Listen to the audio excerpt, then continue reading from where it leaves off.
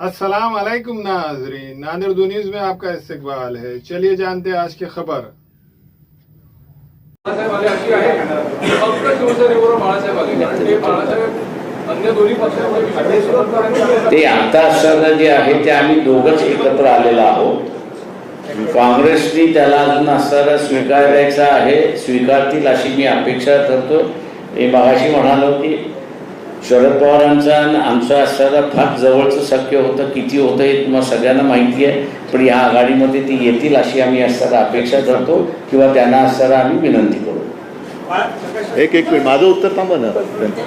त्यांच्या प्रश्नाला प्रकाशजींनी उत्तर दिलेलं आहे. प्रकाशजी, आपण आपले आणि राष्ट्रवादी किंवा पवारसाहेबांबरोबरचे संबंध सांगितले. आमचे सुद्धा 3 वर्षापूर्वीपर्यंत कसे संबंध होते हे जगजाहीर आहे. परंतु ज्या वेळेला आमच्याही असं लक्षात आलं की फसवणुकीचं राजकारण सुरू होत आहे, त्यावेळेला आम्ही निर्णय घेतला. तसं काँग्रेस आणि राष्ट्रवादी आणि शिवसेना हे 3 पक्ष एकत्र येतील का, एकत्र कसे येऊ शकतील, एकत्र आल्यानंतर आमच्यावरती सुद्धा फार वाईट विचित्र आरोप झाले. पण त्या सगळ्या आरोपांना आणि आरोप करणाऱ्यांना राजकारणात आम्ही उरून उरलो आणि जवळपास 2.5 वर्ष हे सरकार, महाराष्ट्र महाविकास आघाडीचं सरकार आपण यशस्वीपणाने चालवलं. मुळामध्ये हेतू चांगला असेल तर सगळ्या गोष्टी पुढच्या चांगल्या होतात. आणि मी मुद्दामून आपल्यासमोर माहिती देऊ इच्छितो की असं काही नाही आहे की काल रात्री आम्हाला स्वप्न पडलं की चला आपण एकत्र येऊया आणि आज आम्ही एकत्र आलो. यापूर्वीसुद्धा आमच्या काही बैठका झालेल्या आहेत, चर्चा झालेली आहे. काँग्रेसबरोबर सुद्धा चर्चा झालेली आहे, अगदी राष्ट्रवादीबरोबर सुद्धा चर्चा झालेली आहे. आणि महाविकास आघाडीमध्ये आपण येण्यासाठी कोणाची तशी काही ना आहे असं काही दिसलेलं नाही. एक गोष्ट नक्की की काँग्रेस, राष्ट्रवादी आणि शिवसेना हे 3 पक्ष एकत्र आल्यानंतर तिन्ही पक्षांचे काही मित्र पक्ष आहेत. मग आमचं असं ठरलं की महाविकास आघाडीमध्ये ज्या त्या पक्षांनी आपापल्या मित्रपक्षांचं हित सांभाळायचं आणि एकूण जर आपण एकत्र आलो नाही तर मग वैयक्तिक युतीला काय फायदा आहे.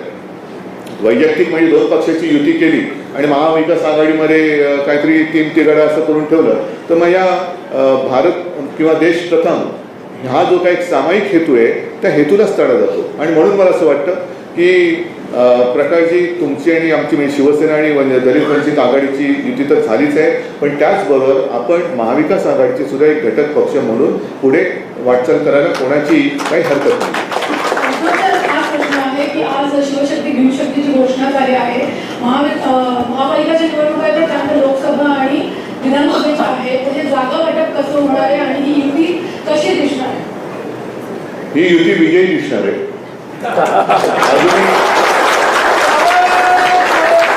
अजूनही निवडणुका जाहीर झालेल्या नाहीत. आम्ही तर सांगतोय पहिल्या दिवसापासून निवडणुका घ्या, हिंमत असेल तर निवडणुका घ्या. हे माझं त्याही वेळेचं आव्हान, जेव्हा आमची युती नव्हती तेव्हापासूनचं आव्हान आज सुद्धा कायम आहे. लवकरात लवकर ह्यांनी निवडणुका घ्याव्याच. मग जागा वाटप काय असेल, कसं काय असेल, तो प्रश्न आमचा आहेच. तो विचार केल्याशिवाय का आम्ही एकत्र आलेलो नाही आहोत.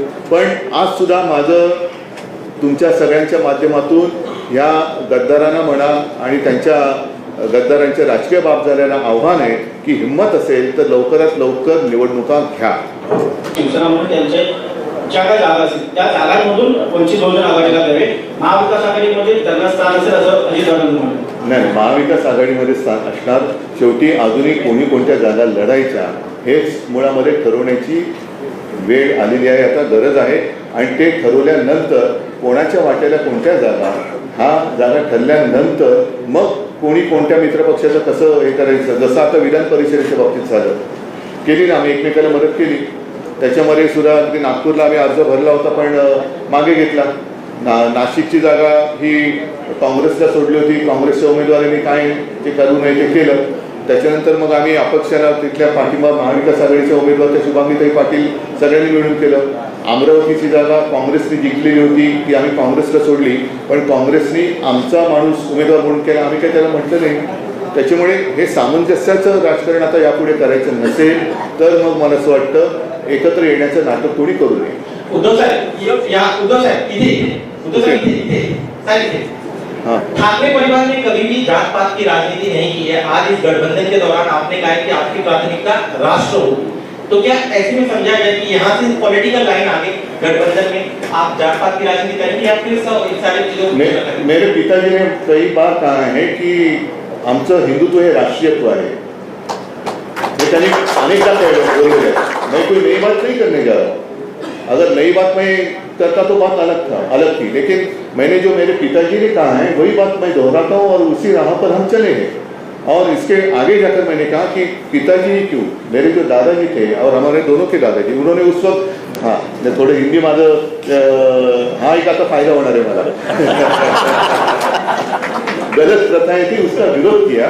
तो हमेशा देश हित, सबके सामने पहिले देश नहीं रहेगा तो हम क्या रहेंगे. आणि हिंदुत्व आमचा श्वास आहे, हिंदुत्व हे राष्ट्रीयत्व आहे.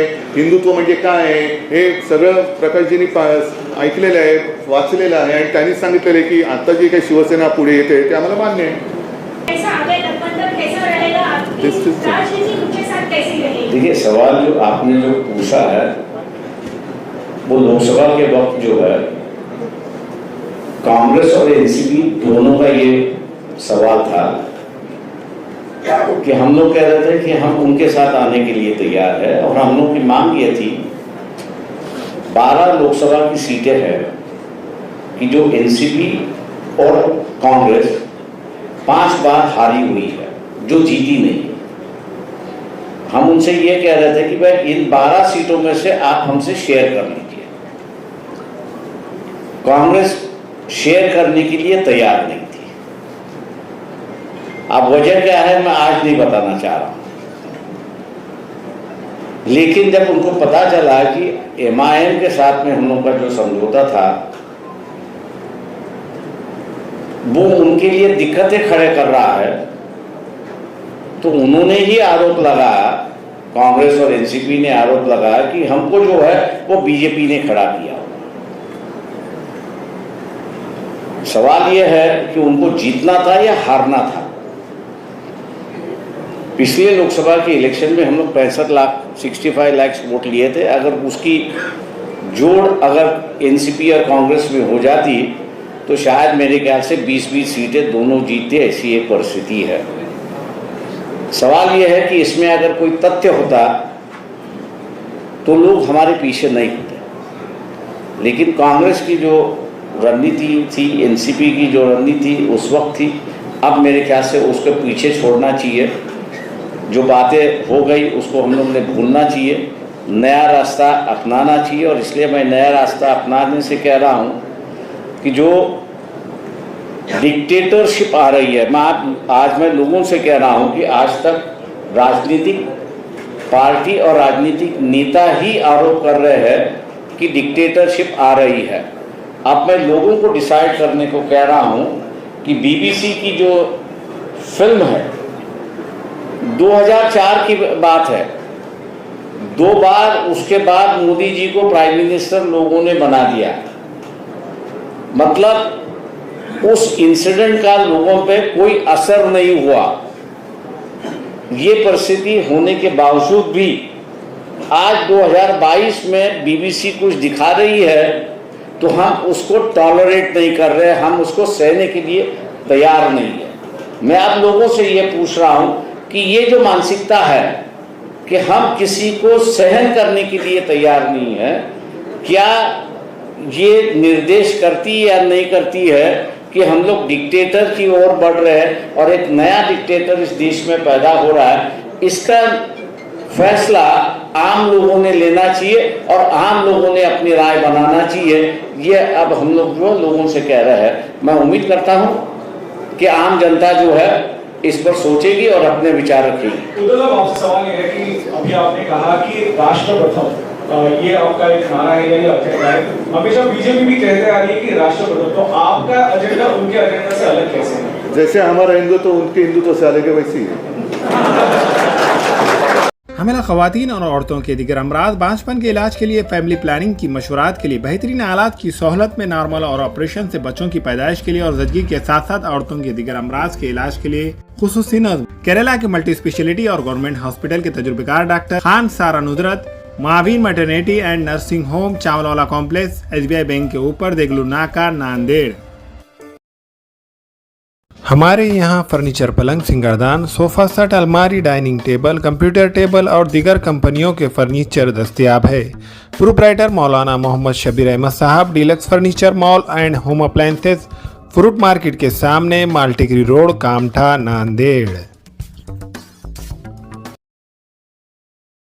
फैशन साड़ी सेंटर में दूल्हा और दुल्हन से लेकर बच्चों तक के लिए बेहतरीन डिजाइन के कपड़े मौजूद। सिल्क साड़ी, कांजीवरम साड़ी, बनारस साड़ी, कॉटन साड़ी व रेडीमेड गरारा, शरारा और लांचा Punjabi dress material, jeans, T shirt, shirt के अलावा कोट पैंट, शेरवानी दस्तयाब है।